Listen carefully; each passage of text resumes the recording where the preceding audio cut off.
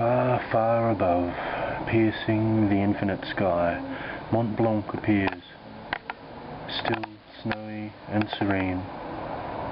Its subject mountains, their unearthly forms, pile around it, ice and rock, broad veils between of frozen floods, unfathomable deeps, blue as the overhanging heaven that spread and wind among the accumulated steeps.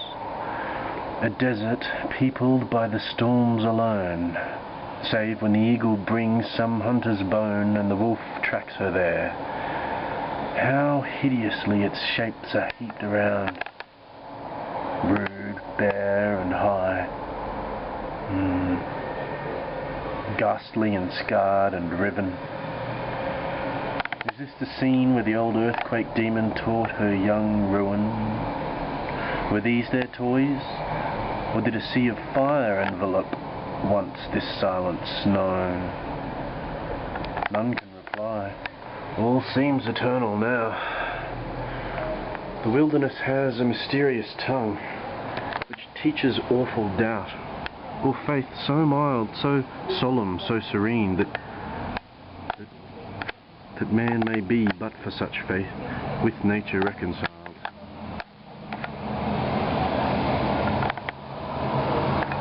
Thou hast a voice, great mountain, to repeal large codes of fraud and woe, not understood by all, but which the wise and great and good interpret, or make felt, or deeply feel.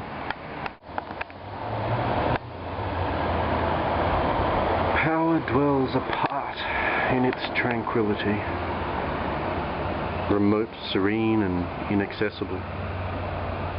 And this, the naked countenance of earth on which I gaze, even these primeval mountains teach the adverting mind. The glaciers creep like snakes that watch their prey from their far fountains, slowly rolling on. There many a precipice, frost and the sun in scorn of mortal power have piled. Dome, pyramid and pinnacle, a city of death, distinct with many a tower and wall impregnable of beaming ice.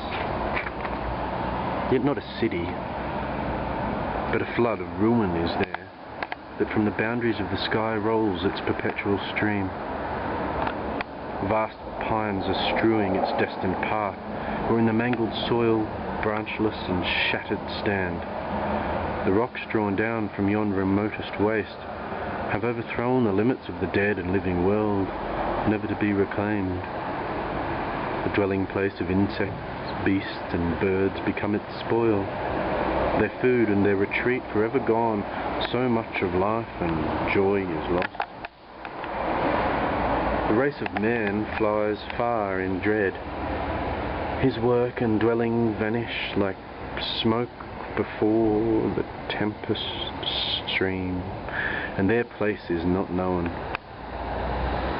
Below, vast caves shine in the rushing torrent's restless gleam, which from those secret chasms in tumult welling meet in the vale, and one majestic river, the breath and blood of distant lands, forever rolls its loud waters to the ocean waves, breathes its swift vapours to the circling air. Mont Blanc yet gleams on high. Power is there, the still and solemn power of many sights and many sounds, and much of life and death. In the calm darkness of the moonless nights, in the lone glare of day, the snows descend upon that mountain. None beholds them there, nor when the flakes burn in the sinking sun, or the starbeams dart through them. Winds contend silently there, and heap the snow with breath rapid and strong, but silently. Its home the voiceless lightning in these solitudes keeps innocently, and like vapour broods over the snow. The secret strength of things which governs thought, and to the infinite dome of heaven is as a law, inhabits thee. And what were thou, and earth, and stars, and sea, if to the human mind's imaginings silence and solitude were vacancy?